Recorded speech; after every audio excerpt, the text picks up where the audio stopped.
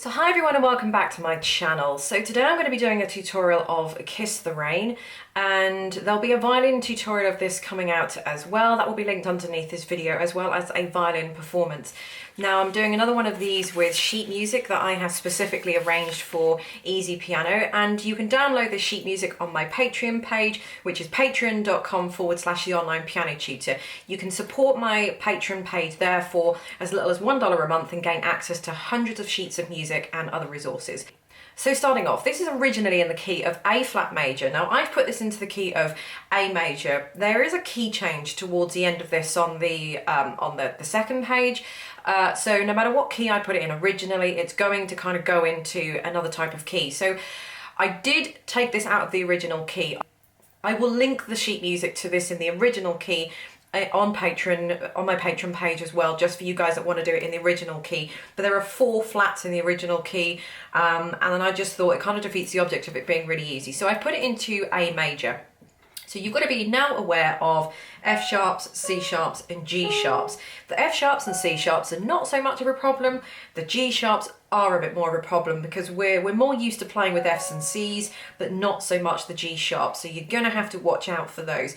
If it means that you just have to write a little sharp in the music, you know, absolutely go ahead and do that. I do that all the time with music. It doesn't mean to say that I'm any worse at playing music or learning the piano, or, you know, at the end of the day, whatever helps me learn the music as quickly and proficiently as I possibly can so that I can make it sound good. You know, I'm all for that. Okay, so the left hand I've kept very, very simple, and I've kept it repetitive all the way through. So all we're going to be doing with the left hand is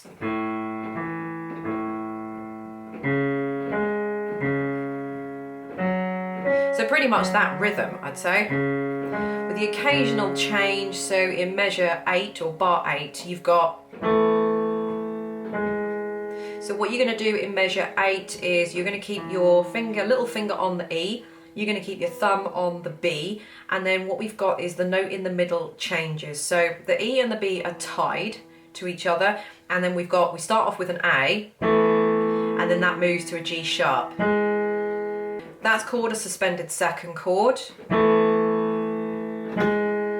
because it resolves. And then we're pretty much carrying on the same. Pretty much the same combination of notes. It's only sort of around 18, 19, 20, 21, 22 that it does change, but it doesn't change to anything any more exciting, to be perfectly honest. So as far as the right hand,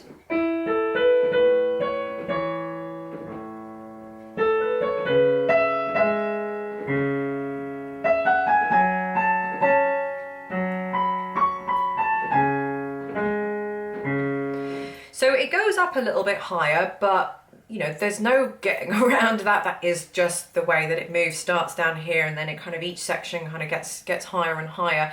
Just again, watch out for those G sharps. I kind of feel like if you want to write those G sharps in so you don't get caught out with them, again, as I said, by all means go ahead and do that. So those of you who know the tune will know this and will be able to play this. But as I'm looking through this, trying to go through this tutorial, I'm kind of, it looks a lot more complicated than it actually is, but now I'm kind of breaking this down for you. It isn't actually as complicated as it first looks. I think you guys, when you download and you print it out, you're gonna it's gonna be a bit of a shock, but actually I just don't think it is, because the left hand is just, and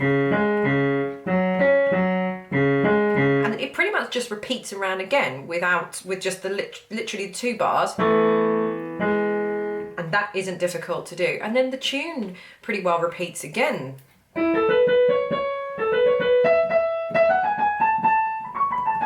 So that repeats. I suppose what I would say when you do that is make sure you don't run out of fingers. So you've just started with the thumb. I'm going to do it with the thumb again. Probably the thumb again. And then change somewhere there. I mean, there was the fingering that I just did there wasn't the same as what I did in the performance. It doesn't really matter. There's so many variations. As long as you're not going, or as long as you're not doing something, you don't want to be doing anything like that. If it looks wrong or it feels uncomfortable, it is wrong. So I'd probably have changed on that second A to a third finger. So again, when you see that section which appears from the third line down and it's going up,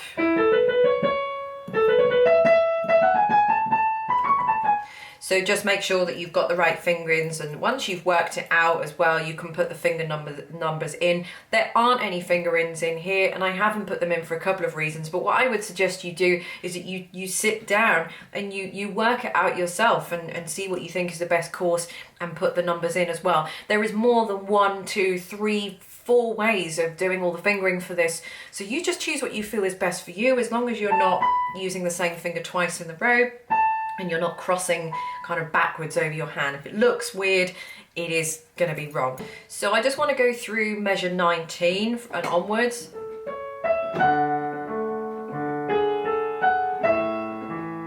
So there with the fingering, so I started with the thumb.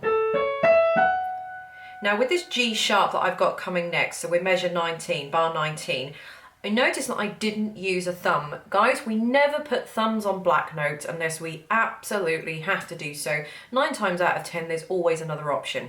So I started with a thumb, and then I'm going to use finger 2, my index finger for the G sharp, and then my thumb on the A. Well, you could have used a little finger on the F, it doesn't really matter, but the point is,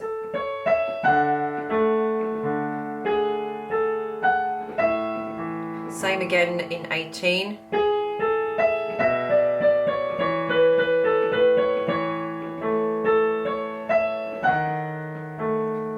I do need to put a thumb on that one there because I don't have any other choice. It's because I've got an octave up here, so I can't go, I mean, it's just it physically hurts my hand. I've been playing for a long time and I've got a really good stretch on my hand, but that is just madness to do that. So this would be an instance where we don't have any other choice, so we're going to put our thumb on a black note.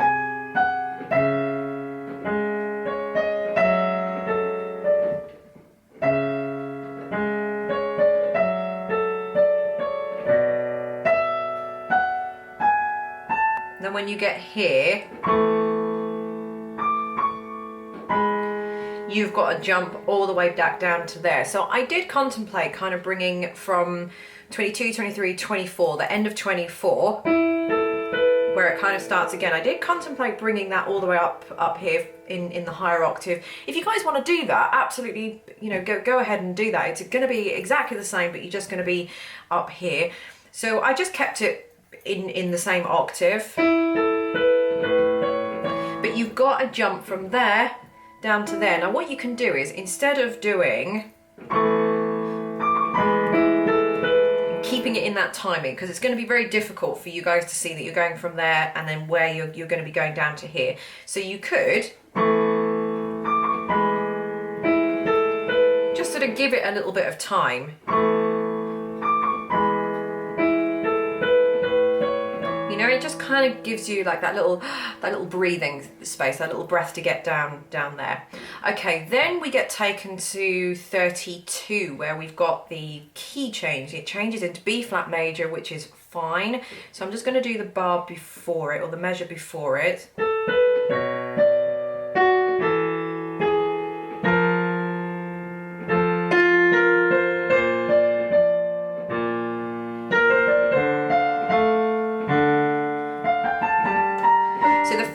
Applies there when it's going up.